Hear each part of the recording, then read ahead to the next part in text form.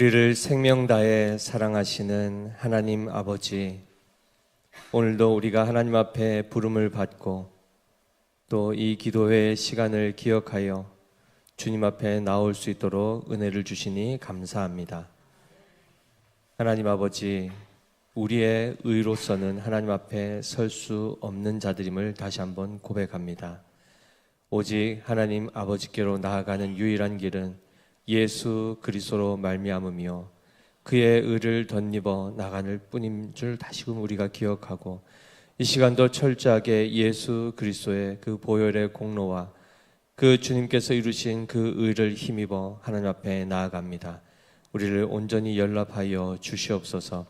무엇보다도 우리의 이 갈급한 심령 가운데 하나님의 생명의 말씀을 우리에게 허락하여 주심으로 그 말씀이 그저 들리고 지나가는 말씀이 아니요 우리 안에 열매 맺는 말씀이 되어 우리 안에 온전한 하나님에 대한 신뢰와 사랑이 더욱더 풍성히 자라갈 수 있도록 오늘 이 시간도 역사하여 주시옵소서. 우리의 생각과 마음을 주장하심으로 험한 것에 헛된 곳에 마음이 빼앗기지 않게 하시고, 오직 주님 앞에 그리고 주의 말씀의 임재 앞에 우리의 시선과 우리의 온 마음을 쏟게 하여 주시옵소서. 그렇게 인도하여 주실 주님께 감사드리오며 살아계신 우리 구주 예수 그리스도 이름으로 기도드리옵나이다. 아멘. 오늘 이 시간 우리에게 주시는 하나님의 생명의 말씀은 마태복음 5장 21절에서 26절까지의 말씀입니다.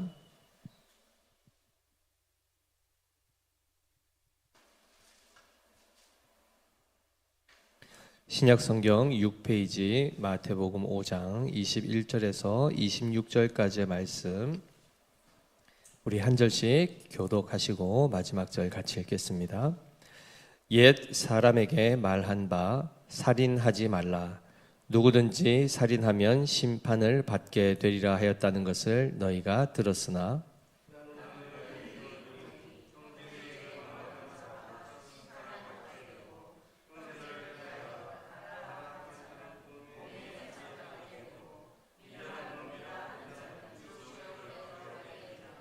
그러므로 예물을 제단에 드리려다가 거기서 내 형제에게 원망 들을 만한 일이 있는 것이 생각나거든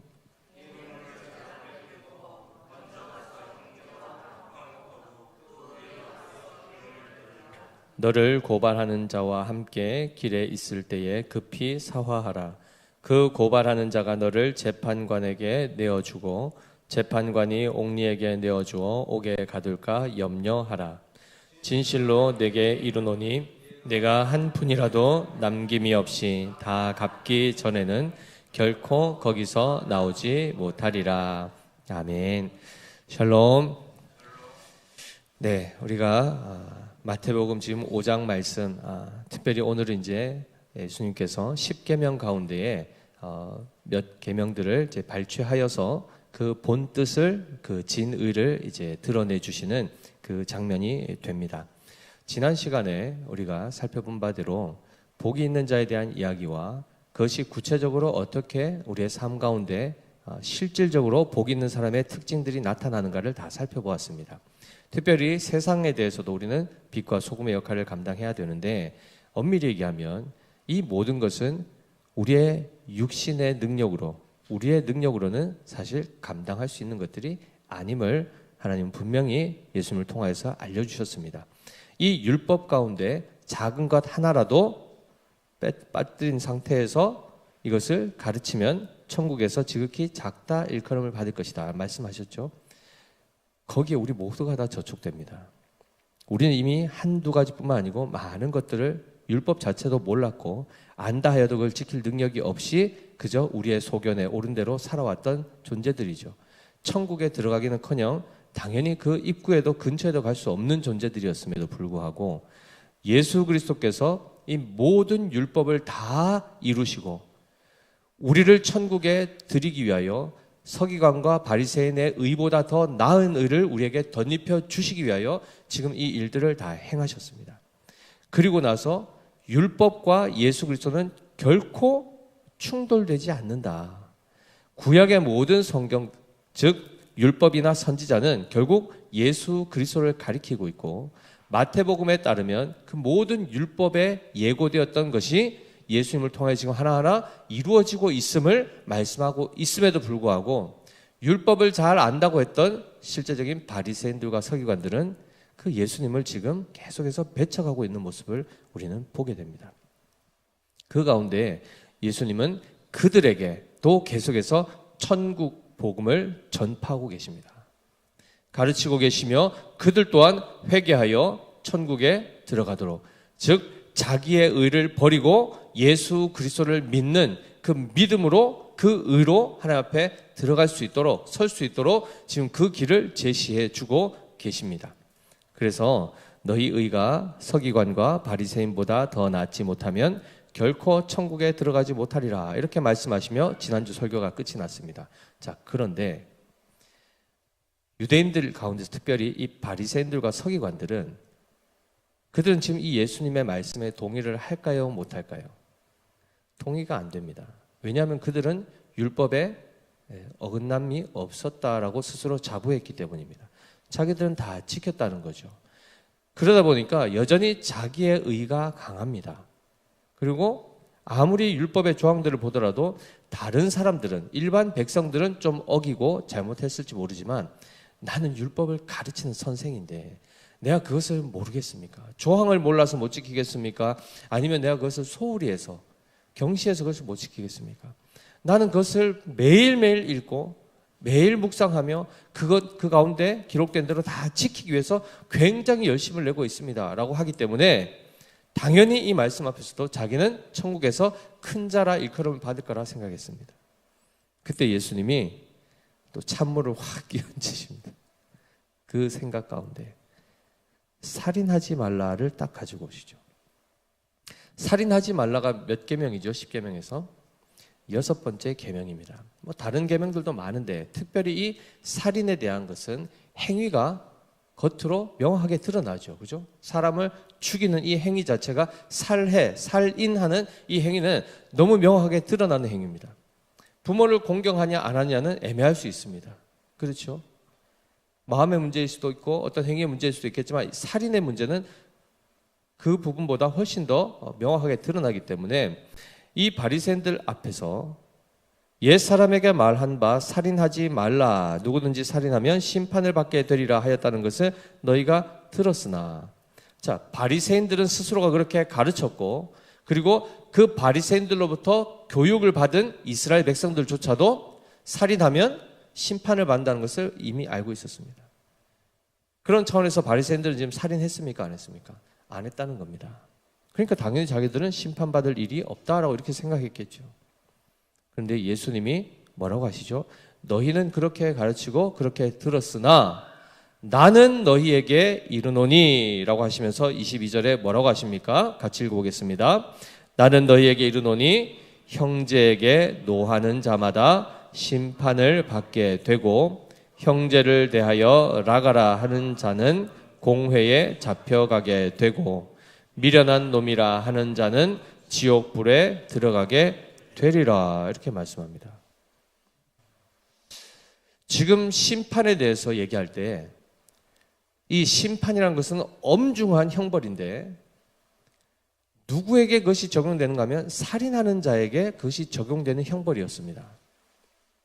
그런데 지금 예수님은 누구에게도 이걸 적용하죠?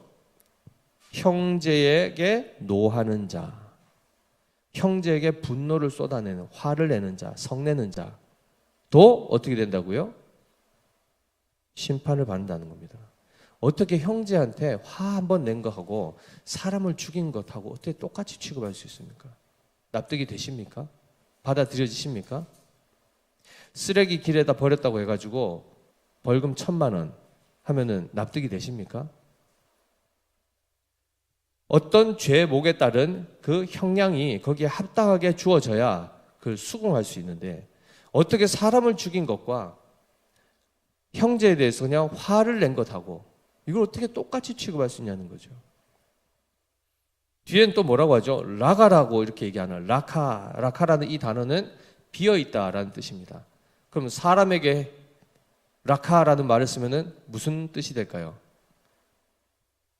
사람에게 향해서 아유 비어 있네요 하면은 그렇죠. 뇌가 없는 그렇죠. 정말 아무 생각이 없는 이런 사람으로 취급하는 것이죠. 그래서 그런 차원에서 이 라가라는 이 단어 자체도 미련한 놈이다. 즉 멍청한 사람이다. 비어있다. 멍청한 사람이다. 이런 뜻이 되고 그다음에 미련한 놈이라고 했던 이 모네라는 이 단어는 입을 꾹 다물고 있는 사람, 아무것도 말 못하는 사람, 우매한 사람, 어리석은 사람 이런 뜻이 되는 것입니다. 잘 보시면 이 내용들을 잘 보면 겉으로 보면 그렇게 악한 행동처럼 안 보일 겁니다. 이게 꼭 지옥을 갈 만한, 지옥 불에 들어갈 만한 이런 죄인가 생각하면 어떠십니까? 인정이 되십니까? 오늘 하루 승질 한번 안 내신 분 계십니까? 안 낸 분도 있을 수 있죠. 지금까지 살아오면서 화난 적, 사람들한테 멍청하다 어우 하면서 욕하고 더러운 말하고 했던 적 있습니까? 없습니까? 있죠. 그래도 이렇게 정직하시네요. 다 있습니다. 이 형벌이 뭐라고요? 여기에 대한 형벌이 살인죄와 같다는 겁니다. 지옥불에 들어가는 겁니다. 예수님이 왜 이 얘기 하셨을까요? 앞서 얘기한 것처럼 이 계명 중에 지극히 작은 것 하나라도 버리고 또 그같이 사람을 가르치는 자는 하면서 이야기할 때에 큰 계명과 작은 계명 이렇게 구분을 해놓은 것이 있습니다. 개념상. 바리새인들은 자기들이 볼 때 큰 계명들 다 지켰다고 생각합니다.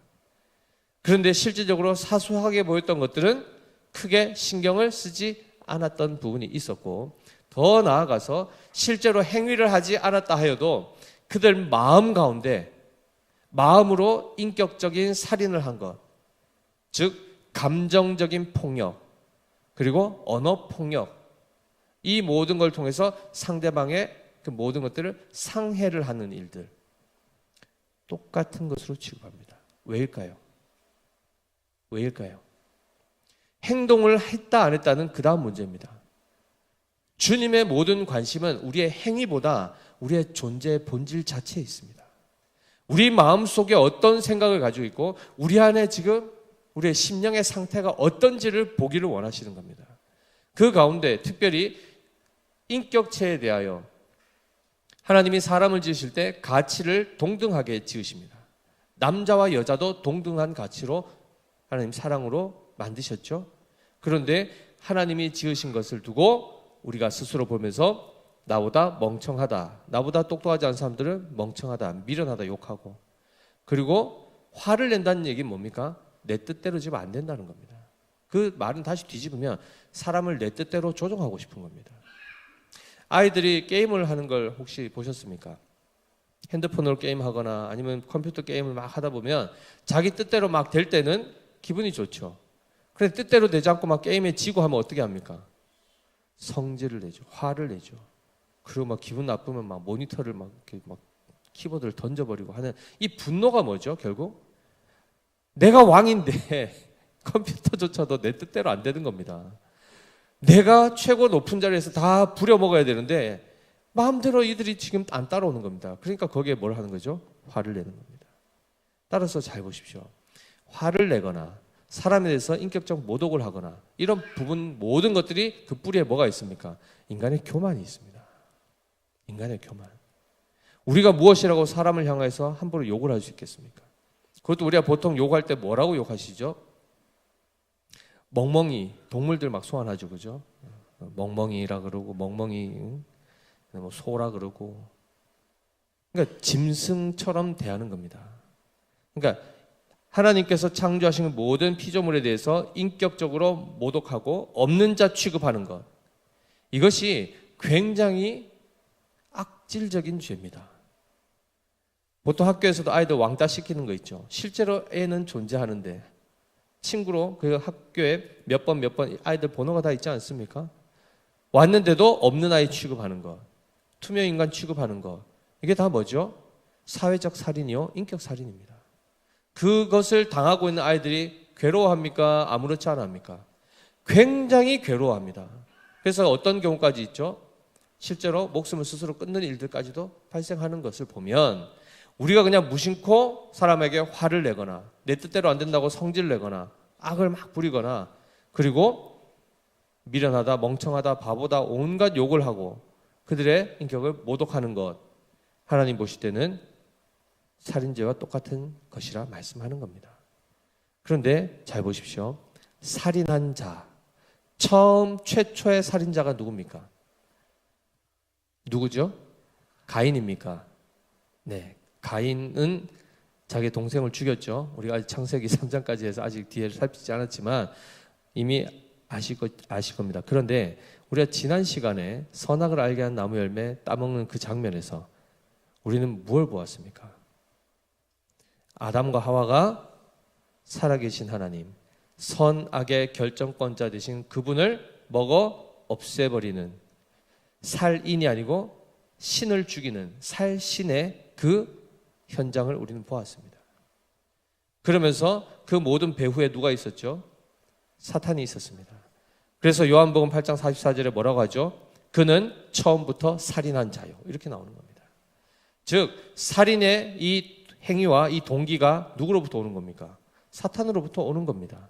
그러면 어떤 사람들은 용기가 없어서 마음으로는 저 사람을 1000번이라도 죽였는데 감옥에 얼마나 많이 집어넣은지 모르지만 실제로 겁이 나서 행위는 하지 못했던 사람들, 그 사람들은 범법자는 아니죠. 행동을 안 했으니까. 그러나 마음으로는 이미 벌써 엄청난 범죄를 저지르고 있는 겁니다. 그 상태를 지금 누구에게 지금 적용하고 있습니까? 서기관과 바리새인에게 적용하는 것입니다. 너희는 살인이라는 것을 하나님이 원래 처음 만드신 그 목적, 원래 살인하지 말라의 이 명령에 담겨있는 본 뜻이 무엇인지를 아느냐? 너희 마음으로부터, 마음속에서부터 누군가에 대한 미움이라든가 시기라든가 거기에 대해서 함부로 그 존재를, 가치를 절하시키거나 하는 일들을 하지 말 것을 말한 겁니다. 그러면 적극적으로, 이거는 부정적이지 않습니까? 살인하지 말라 했으니까 이것을 적극적으로 바꾸면 어떻게 됩니까? 살인하지 말라는 이 계명을 다른 차원에서 이건 소극적이다, 부정적이다 하면 긍정적이고 적극적인 차원에서는 어떻게 하라는 겁니까? 생명을 살리는 삶을 살아라. 생명을 보존하고 생명을 존귀히 여기고 그리고 앞서 마태복음 5장 7절에서 뭐라고 했죠? 긍휼히 여기는 자에 대해서 얘기합니다. 우리의 마음으로 한 존재 한 존재를 존귀한 자로 존중히 여길 수 있는 겸손한 마음을 가질 것을 말씀하는 것입니다. 단순히 우리는 살인하지 말라 하니까 난 사람 안 죽였는데요, 그러니까 나는 깨끗하다, 난 천국 갑니다, 이 개념이 아니라는 것입니다. 우리의 마음을 살피시는 주님. 지금 예수님께서 십계명과 이 팔복을 비교할 때도 십계명에서는 겉으로 드러나는 행위에 방점이 찍혀 있다면 팔복은 우리의 심령을 감찰하시는 겁니다. 우리의 마음 안에 누군가에 대한, 사람에 대한 이 무시하는 그 태도, 이것이 있다면 그것이 바로 살인죄와 방불한 그 죄의 상태에 있다는 것을 깨닫고 거기에 대해서 인정하셔야 됩니다. 이걸 부인한다고 해서 우리가 깨끗해지지 않습니다. 우리 마음 안에 누군가가 내 마음대로 되지 않으면 어떻게 하죠? 화가 나죠. 자녀들에게도 마찬가지입니다. 주의 교훈과 훈계로 양육하려 했는데 그것 말고 그냥 내가 말한 대로 안 하니까 화내고, 그렇죠? 주님의 어떤 기준, 말씀의 기준과는 관계없이 그냥 내 기준에 따라서 아이를 함부로 대하고 하는 이런 일들도 많죠. 권위자가 됐든 뭐가 됐든 관계없습니다. 그냥 뭐 입에서 나오는 대로 그냥 내 기분 나쁘면 뭐 옆에 사람 듣든가 말든가 화를 막 쏟아내고 하는 이런 일들, 하나님 보실 때는 그것은 합당하지 않다라고 말씀하고 있습니다. 그래서 우리가 이 살인의 문제를 예수님께서 특별히 꺼내신 이유는 스스로 의롭다 여기지 말라는 것입니다. 이 계명 앞에 자유로울 자가 아무도 없다는 것을 말씀하고 있습니다. 솔직하게 마음속에 지금도 미워하는 분 있습니까? 없습니까? 이 사람은 절대 용서 못해 하는 분이 있습니까? 없습니까? 있죠.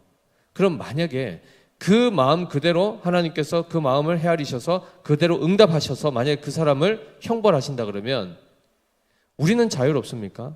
우리는 누구한테 원망 들을 일 한 적 없습니까? 우리는 누구로부터 미움받을 짓 안 했습니까? 했죠. 우리 또한 그럼 바로 어떻게 되죠? 그의 억울함이 풀어지는 순간 우리가 그 형벌을 당해서 지옥 가야 됩니다. 이렇게 하면 이 세상에 나만 알 수 있는 사람이 있습니까? 없습니까? 아무도 없다는 것입니다. 모두가 다 전멸입니다. 그럼에도 불구하고 서기관들과 바리새인들 뭐라고 하죠? 자기 의롭다는 겁니다. 기가 차죠. 그리고 자기의 의로 천국 갈 수 있다고 끊임없이 주장하는 겁니다. 그러면서 뭐라고 하죠? 예수 필요 없다 그런 겁니다. 예수님 믿고 하는 거 필요 없고 그냥 우리는 우리 힘으로 갈 수 있다라고 끊임없이 주장한 것이 바로 바리새인들이 예수님 십자가에 못 박아 결국은 신을 죽이는 그 자리까지 결국 그들이 갔던 것입니다. 스스로 의롭다 여기는 자들이. 이것이 인간의 민낯입니다. 아담의 그 범죄 이후에 인간이 타락하여 그 이후로 출생하는 모든 자연법의 그 원리 안에서 태어난 모든 인류는 바로 이 동일한 상태 안에서 살아간다는 것입니다. 스스로 깨끗하다 생각하지 마십시오. 우리 안 착합니다. 우리 안 착합니다. 옆 사람 봐도 마찬가지입니다. 그런데 손가락질하면서 정죄할 자격도 안 됩니다. 서로 다 악당들이기 때문입니다. 서로 다 죄인들이기 때문이죠. 그러나 지금 우리가 이 자리에 있는 것은 예수 그리스도의 은혜 때문입니다. 아멘이십니까? 누구 하나 우리가 회심한 이후에는 예수 그리스도께 용납함을 받고 용서함을 받아서 주님과의 다시 이 관계가 회복된 우리로서는 하나님의 자녀답게 살아가야 될 것이 요구되고 있습니다. 그런데 그것을 우리 힘으로 하라고 하지 않으셨다는 것을 기억하셔야 됩니다. 내 안에 누가 거하신다 했죠? 예수님을 영접한다는 것은 곧 주님이 우리 안에 거하신다는 것입니다. 그리고 그냥 어디 주머니에 이렇게 그냥 넣어놓는 것처럼 물건 넣어놓듯이 넣어놓는 게 아니고 그 주님이 살아서 우리 안에서 역사하시고 주관하시고 인도하신다는 것을 기억하셔야 됩니다. 그리고 능히 우리로 하여금 하나님의 말씀을 따라 순종할 수 있도록 우리를 체질을 바꾸시고 가치관과 세계관과 모든 기준들을 다 하나하나 변화시켜 주시고 바꿔주신다는 것을 기억하셔야 됩니다. 그리고 성령을 통하여 실제로 그 삶을 살아갈 수 있도록 심령의 변화를 오늘도 일으키고 계십니다. 오늘 이 말씀을 우리가 들을 때 우리는 앞으로 어떻게 살아가야 하는가를 깊이 생각하셔야 됩니다. 난 살인 안 했습니다. 거기에서 만족하시면 안 됩니다. 어디까지 가야 되죠? 적극적으로 생명을 살리는 삶을 살아야 되고 적극적으로 긍휼히 여기며 용서하며 사람들을 세워가는 삶을 우리가 살아가야 된다는 것입니다. 따라서 에베소서 4장 6장에도 보면은 5장에도 보면 술 취하지 말라 이는 방탕한 것이니 라고 말씀합니다. 술 취하지 말라라고 했으니 우리는 그냥 술 안 먹으면 되는 것으로 생각하지만 그 다음에 어떤 말씀이 따라 나옵니까? 술 취하지 말라 이는 방탕한 것이니 오직 성령으로 충만함을 입으라 이렇게 되어 있단 말이죠. 그럼 잘 보십시오. 성도에게 있어서 부정적으로는 술 취하지 않은 즉 방탕에서부터 벗어나야 될 삶이 요구되면서 동시에 성령으로 충만한 삶까지 나아가야 된다는 겁니다. 그런데 우리가 보통 어떻게 합니까? 술만 안 마시면 그것이 곧 성령 충만한 것입니까? 아니죠. 예수님 안 믿는 사람들 중에도 술 안 마시는 분도 계십니다. 그럼 그분들 천국 갑니까? 그분들 성령 충만한 겁니까? 그렇지 않다는 것입니다. 하나님의 계명이 주어지면 이 부정적인 계명이면 적극적으로 긍정적인 면까지 살펴야 되는 것입니다. 이해되시죠? 그러한 차원에서 지금 예수님이 이 바리새인들의 그 허점을 다 드러내주고 계시면서 동시에 하나님을 아는 자들, 믿는 자들로 하여금 어떻게 살아가야 하는가를 구체적으로 말씀해 주십니다. 성내지 마십시오. 사랑은 오래 참고부터 쭉 갈 때 성내지 아니하며도 들어 있습니다. 그런데 이 부분이 왜 말씀이 요구가 되는가? 야고보서 1장 20절에 이렇게 말씀하고 있습니다. 1장 20절 한번 띄워주십시오. 같이 읽겠습니다. 시작. 사람이 성내는 것이 하나님의 의를 이루지 못함이라. 자, 사람의 성내는 것이 어떤 결과를 만들죠? 하나님의 의를 이루지 못한다라고 이렇게 되어 있습니다. 앞서 천국에 들어갈 수 있는 사람은 서기관과 바리새인의 의보다 더 나은 의를 가진 자만이 들어갈 수 있다 했습니다. 그 의가 그리스도의 의였습니다. 그런데 성내는 것은 그리스도의 속성과 맞지 않다는 것입니다. 하나님께서는 우리에게 온유한 심령을 주시길 원하십니다. 우리가 재판관이 되어서 사람들 정죄하고 우리 마음대로 그를 죽였다 살렸다 하는 그런 존재로 부르지 않으셨습니다. 마음 안에 미움이 있을 수 있고 억울함과 상처 있을 수 있습니다. 있습니다. 그런데 잘 보십시오. 받은 상처가 많으십니까? 해한 가해가 많습니까? 상처를 준 게 많습니까? 상처 받으신 게 많습니까? 솔직히 이거 굉장히 주관적이죠. 지난번에 한번 말씀드렸죠. 통계를 내면은 피해자가 대부분이고 가해자는 없습니다. 우리나라. 나도 상처 줬죠. 그런데 내가 받은 게 더 많은데요. 난 10개 받았으면 난 한 번 줄까 말까. 난 착한 사람이에요. 안 착하다니까요. 우리도 모르는 사이에 얼마나 많은 표정으로, 말로, 여러 가지 행동으로 많은 사람들이 상처를 준지 모릅니다. 그리고 그걸 그대로 적용해서 만약에 상벌을 준다 해보십시오. 잘한 걸로 상 몇 개 받을 수 있습니까? 한 3개, 4개? 못한 걸로 벌 받으면요. 한 수백 개 안 되겠습니까? 눈이 범죄하면 눈을 뽑으라 그랬고, 손이 범죄하면 손을 따르라 할 정도인데, 오늘 하루 중에 있으면서도 우리가 선을 행한 것이 많습니까? 악을 행한 것이 많습니까? 부지런히 성실하게 한 것이 많습니까? 게으름 피운 게 더 많습니까? 누군가를 적극적으로 사랑하면서 복음을 전하는 것을 많이 했습니까? 아니면 다른 세상적인 이야기하면서 수다 떤 게 많습니까? 하나님의 말씀을 본 것이 많습니까? 온갖 드라마 보고 영상 보고 유튜브 본 게 많습니까? 말하자면 이루 말할 것이 없죠. 하나님 앞에 거룩하지 않은 삶들은 우리에게 널려 있습니다. 그대로 심판받고 징계받는다 그러면 우리 여기 나만 할 사람 없습니다. 저도 벌써 두 눈 뽑혀야 되고 저도 손발 다 잘려야 됩니다. 따라서 그러한 차원에서 우리는 우리가 받은 피해 때문에 성질을 내고 그거 가지고 막 억울해하고, 사실 반대 우리가 가해한 것을 헤아리면, 그걸 계수하면 우리는 사실 지금 어디 숨어야 됩니다. 도망가야 됩니다. 그 정도로 그러한 차원에서 주님은 우리로 하여금 이 계명 앞에 매일매일 직면하게 하십니다. 어떻게 사시겠습니까?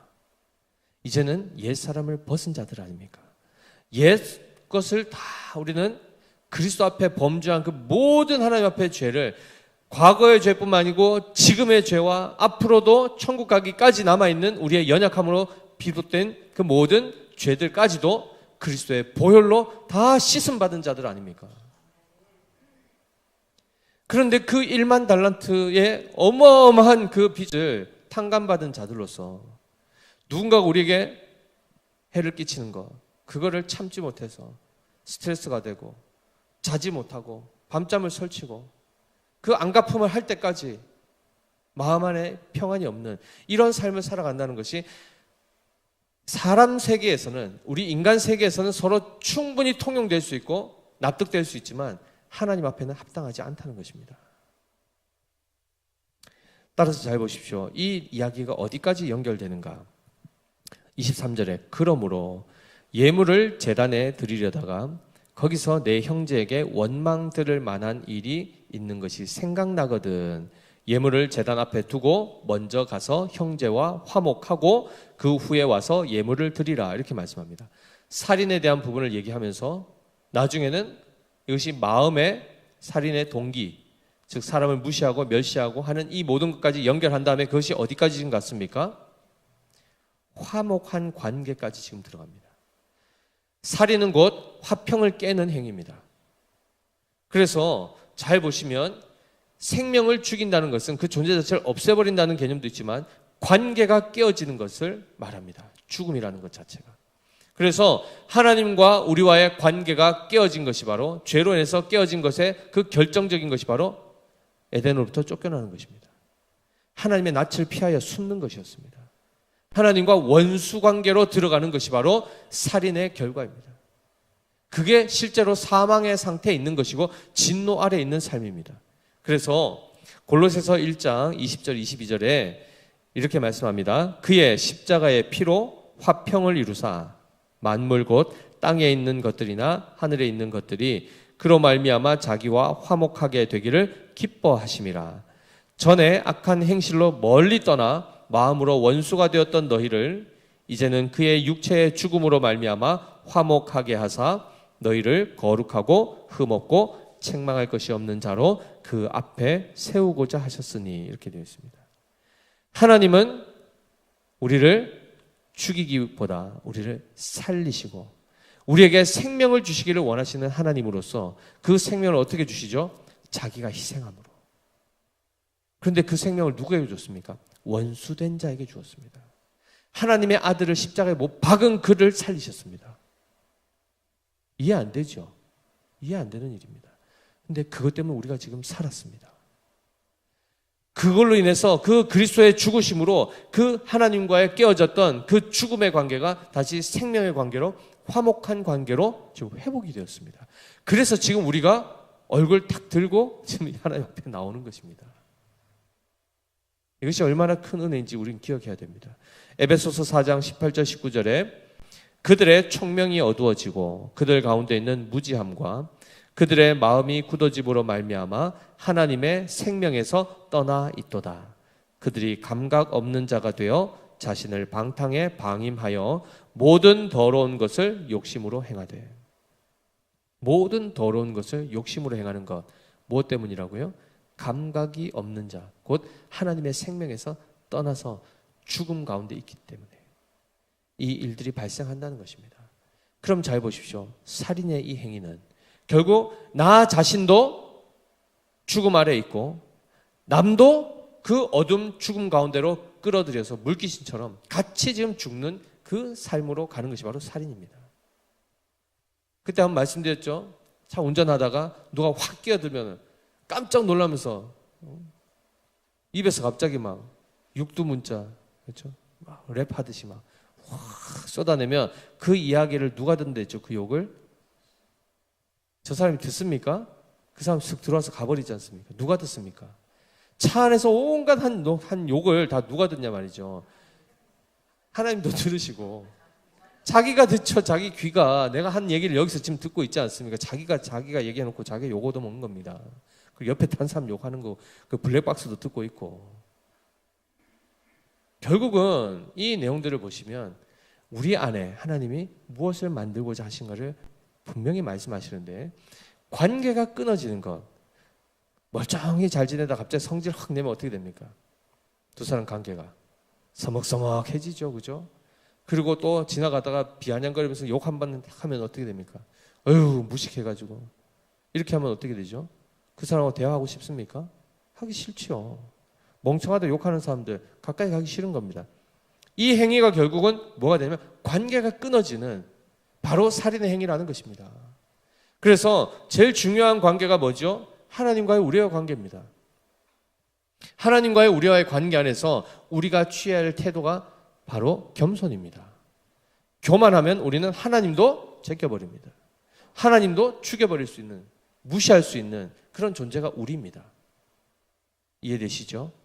그리고 하나님도 무시하는데 사람이라고 뭐 무시 못하겠습니까? 다 먼지처럼 여길 수 있죠. 그것이 바로 살인의 행위라는 것을 기억하실 때에 오늘 본문에는 예물을 제단에 드리는 행위는 곧 제사를 드리는 것이요 예배를 드리는 것이죠. 그런데 지금 이 마태복음 5장의 장면은 어디에서 지금 이 말씀이 이루어지고 있는지 아십니까? 산상수훈이 지금 갈릴리 지역에서 이루어지고 있습니다. 이스라엘의 북쪽에서 이루어지고 있는데 이들이 1년에 3차례 제사를 드리러 유월절을 지키고 하기 위해서 가면 어디로 가죠? 예루살렘까지 가야 됩니다. 나사렛에서 예루살렘까지만 하더라도 약 한 150km가 됩니다. 거리가 엄청 멀죠. 그런데 지금 어떻게 됐죠? 이 사람들한테 뭐라 하죠? 제산에 제물을 드리려고 갔는데 드리러 가다가 거기서 문득 누구한테 잘못한 게 생각난 겁니다. 욕한 게 생각나고 멍청하다 락하라고 막 욕했던 게 생각나고 뭐 이런 게 이제 생각이 나니까 어떻게 되죠? 그때 어떻게 하라는 겁니까? 다시 돌아가서 관계 화복하고 그 다음에 예배드리러 오라는 겁니다. 지금 이 몇 시간을 지고 왔는데 지금 다시 거기까지 가야 돼. 우리 그냥 여기 황금동에서 뭐 지산동 가는 개념이 아닙니다. 그런데 하나님께서 뭘 기뻐하신다는 겁니까? 종교적 행위를 하는 게 중요한 게 아니고 너희의 마음과 너희의 관계를 화평한 관계로 유지하라는 것입니다. 그것을 잘 지켜가라는 것입니다. 그 가운데서 살인을 하지 말라는 이 말씀을 적용하라는 것입니다. 구체적으로. 이해되시죠? 그래서 사랑하는 성도 여러분, 제일 중요한 하나님 앞에 기도는 지난번에도 한번 언급드렸습니다. 나의 그냥 정욕과 탐심과 나의 어떤 이 답답함을 해결해 주는 차원에서 기도하지 마십시오. 그 의미 없습니다. 누군가가 나를 괴롭히는 사람 하나님 징벌해 주십시오. 이런 차원에서의 그 기도 둘 다 죽는 겁니다. 뭘 기도해야 될까요? 하나님 내 마음에 온유한 심령을 주시고 겸손케 하여 주시고 혹여나 불편한 관계 안에 있는 그 사람과의 관계도 하나님께서 은혜를 주셔서 회복될 수 있도록, 그래서 정말 하나님 말씀하신 대로 원수까지 사랑할 수 있는 그러한 정말 그리스도인다운 제 존재가 되게 해달라고 기도하셔야 되는 겁니다. 그래서 진정으로 살인하지 않을 수 있는, 더 나아가서는 정말 생명을 존중하고 존경하는, 그리고 위해 줄 수 있는 긍휼한 마음을 가진 겸손한 자가 되기를 기도하셔야 됩니다. 기도하셔야 됩니다. 부부관계 특별히 이 부분이 굉장히 많이 저촉됩니다. 부부관계에서 남편과 아내 사이에 화평이 깨질 때가 한두 번이 아니죠. 그렇죠? 지금까지 이 인간이 나한테 한 걸 생각하면 도저히 용서 못하죠. 그죠? 내가 그에게 어떻게 했는데. 그런데 반대 사람 입장 한번 들어보셨습니까? 그는 또 그대로 또 스트레스가 많은 겁니다. 똑같습니다. 물론 누가 좀 더 한 건 있겠지만 다 거기서 거기입니다. 누구 하나 양보하지 않았고 누구 하나 지지 않았습니다. 그래서 지금까지 마치 신혼 때처럼 계속 싸우고 있는 거죠. 그죠? 우리의 존재가 바뀌지 않으면 이 고리는 끊어지지 않습니다. 오늘 말씀 기억하십시오. 화평이 하나님이 기뻐하시는 일입니다. 관계가 회복되는 것이 하나님이 원하시는 일들입니다. 그 가운데서 마지막으로 우리가 살펴볼 것이 바로 고린도후서 5장 18절 21절 말씀인데요. 이건 띄워주시고 같이 읽어보겠습니다. 자, 같이 읽습니다. 시작. 모든 것이 하나님께로서 났으며 그가 그리스도로 말미암아 우리를 자기와 화목하게 하시고 또 우리에게 화목하게 하는 직분을 주셨으니 곧 하나님께서 그리스도 안에 계시사 세상을 자기와 화목하게 하시며 그들의 죄를 그들에게 돌리지 아니하시고 화목하게 하는 말씀을 우리에게 부탁하셨느니라. 그러므로 우리가 그리스도를 대신하여 사신이 되어 하나님이 우리를 통하여 너희를 권면하시는 것 같이 그리스도를 대신하여 간청하노니 뭐라고 합니까? 너희는 하나님과 화목하라. 너희는 하나님과 화목하라. 화목하게 하는 직분을 우리에게 주셨답니다. 우리가 장로의 직분을 받고 권사의 직분, 안수집사의 직분, 목사의 직분을 받았는데 그것보다 더 중요한 직분이 뭡니까? 화목하게 하는 직분입니다. 이거는 모든 성도가 다 받은 것입니다. 그래서 우리 안에 화평을 이루기를 힘쓰셔야 되는데 화평하려고 그러면 여기는 반드시 희생이 따르게 되어 있습니다. 고통이 따른다는 것입니다. 의로운 자가 오히려 더 기다려야 되고 더 참아야 되는 자리로 들어간다는 것입니다. 그런데 하나님의 지혜가 어디인 줄 아십니까? 참아내는 그 과정을 통해서 우리 안에 인내를 채우십니다.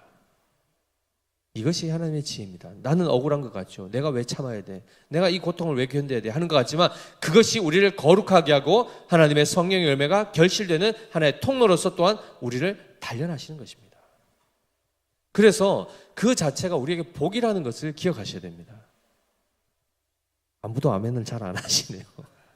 아멘이십니까? 하나님 우리를 고치기를 원하시고 우리를 자라기를 원하십니다.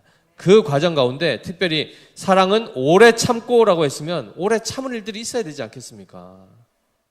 인내해야 될 일이 있어야 되지 않겠습니까? 그래서 하나님이 참아야 될 일들을 마구마구 주십니다. 환경 가운데. 그래서 한 단계가 넘어가면 또 그 다음 단계로, 그것이 또 어느 정도 이루어지면 그 다음 단계로 해서 계속해서 우리를 연단해 가시죠. 한 산 넘으면 또 한 산입니다. 이제 쉴만하면 또 하나님이 이쯤이면 됐지 않습니까? 이 정도면 충분한 것 같은데요. 아니다, 조금만 더 가자. 조금만 더 가자 해서 지금까지 오신 겁니다. 언제까지 가셔야 될까요? 주님 부르시는 그날까지. 아멘이시죠? 그래서 오늘 말씀에서 우리가 꼭 기억해야 됩니다. 화내지 마십시오. 화가 납니다. 화날 일이 있습니다. 그럴 때 어떻게 하셔야 됩니까? 사람 앞에 쏟아내지 마시고 하나님 앞에 가서 우십시오. 이해되시겠습니까? 그때 하나님 앞에 토로하는 겁니다. 왜냐하면 사람은 해결이 안 되거든요. 그렇게 막 한다 해서 뭐 되는 것도 아니고 오히려 관계만 더 안 좋아지지 않습니까? 그럴 때 하나님 앞에 기도하시면 신기하게 하나님 우리의 마음을 다스려 주시든지 그 사람을 변화시키든지 해서 그 사람이 갑자기 와서 사과하는 일이 발생합니다. 그리고 때로는 내가 더 넓어져서 넉넉하게 그냥 품고 넘어가는 일도 생기는 것이고요. 그렇게 해서 다시금 화평이 회복되는 일들을 경험하는 것입니다. 아멘이시죠? 그래서 말씀과 같이 구약에서는 출애굽기 20장에서 우리가 율법을 통해서 배운 것처럼 살인하지 말라는 이 한 계명이 있는 것 같지만 신약에 와서는 아까 얘기한 것처럼 사람이 성내는 것이 하나님의 의를 이루지 못한다라는 말씀과 에베소서 4장 29절에 무릇 더러운 말은 너희 입 밖에도 내지 말고 오직 덕을 세우는데 소용되는 대로 선한 말을 하여 듣는 자들에게 은혜를 끼치게 하라. 이 말씀 또한 우리가 율법으로 받는 겁니다. 하나님의 사랑의 권면으로 받는 것입니다. 더러운 말 하지 마십시오. 욕 나오면 꼭 삼키시고 중요한 건 근데 뭐죠? 행위를 했다 안 했다가 중요한 게 아니고 마음에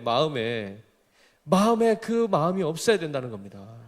그러려면 항상 성령의 다스림 안에 있어야 된다는 거죠. 그래서 무시로 깨어 기도하고 확 올라올 때 어떻게 해야 됩니까? 이 말씀이 생각나야 됩니다. 아, 성내지 말라 했지. 하나님의 의가 이루어지지 않는구나. 참는 거죠. 꿀꺽 삼키고 그래, 내가 해야 될 거는 하나님 말씀대로 순종하는 것이지 나의 감정을 따라 행하는 것이 아니구나 해서 자기 자신을 끊임없이 말씀 앞에 쳐서 복종하는 이 연단의 과정을 우리가 지나가야 되는 것입니다.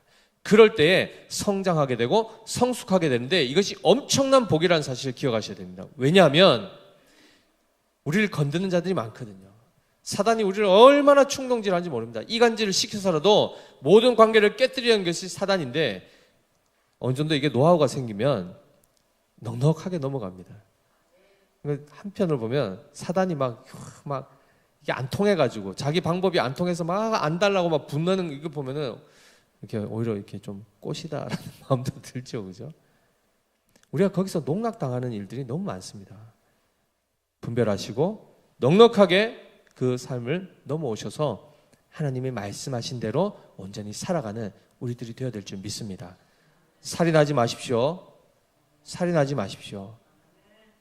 형제에 대해서 존중하십시오. 그리고 분노를 쏟아낼 때도 거룩한 분노라는 이 이름으로 우리가 살 둔갑을 많이 시키거든요. 사실 사도 바울이 교회들이 잘못할 때 엄히 경고하고 때로는 실제로 분을 내기도 했습니다. 그러나 그것은 정말 하나님의 그 마음으로 그들을 대하여 꾸짖어서 그들을 살리게 하는 하나의 방편이었지 그들에게 자기 감정을 쏟아내는 하나의 수단이 아니었음을 기억하셔야 됩니다.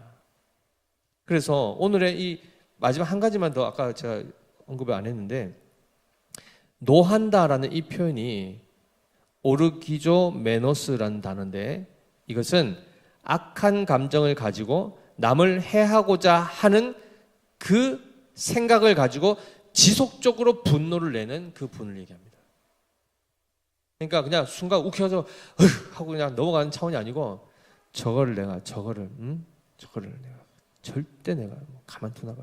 이렇게 하면서 어떻게든 기회를 참고 뭔가를 보복하려고 하는 그 마음으로 만나면 승질 내고 한마디 하면 열마디 하면서 막 싸움. 이것을 얘기하는 겁니다. 그러니까 하지 말라는 겁니다. 표독스러워 보인다 하지 않습니까? 교회 안에서는 아유 권사님 하고 나가면 뭐 조금이라도 뭐 손에 끼치면 막 싸움닭처럼 평정하고 막 다니고 그런 거 하지 마십시오. 부끄러운 일입니다. 하나님 앞에.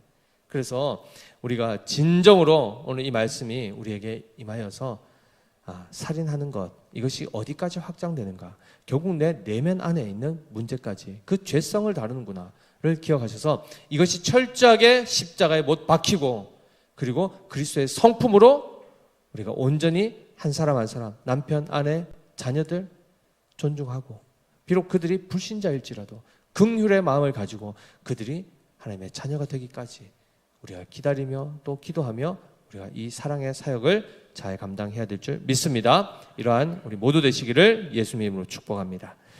기도하겠습니다. 하나님 아버지, 살인하지 말라는 이 말씀 앞에 오늘도 우리가 섭니다.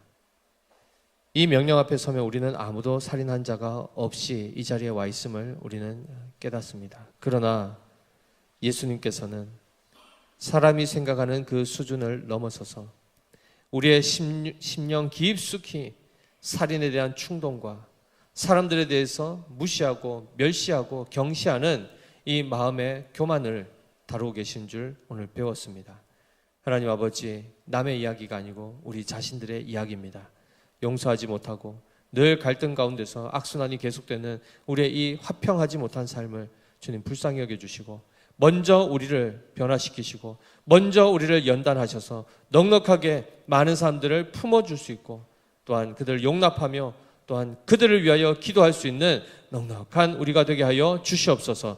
그리하여 부정적인 차원뿐만 아니라 더 긍정적이고 적극적인 차원에서 생명을 또한 존귀히 여기며 생명을 살리는 사역 가운데 우리의 삶을 희생하고 헌신하게 하시고 더 나아가 긍휼의 사역 가운데 우리가 아버지 그 열매도 풍성히 결실할 수 있도록 은혜를 더하여 주시옵소서. 그래야 정말 우리 믿음의 교회 모든 성도들은 주님의 온유한 심령을 가지고 주님이 기뻐하시는 그 성령의 열매를 하나하나 풍성히 결실해 갈 수 있도록 주님 복을 더하여 주시옵소서. 그렇게 하여 주실 주님께 감사드리며 살아계신 우리 구주 예수 그리스도 이름으로 기도드립니다. 아멘. 우리 다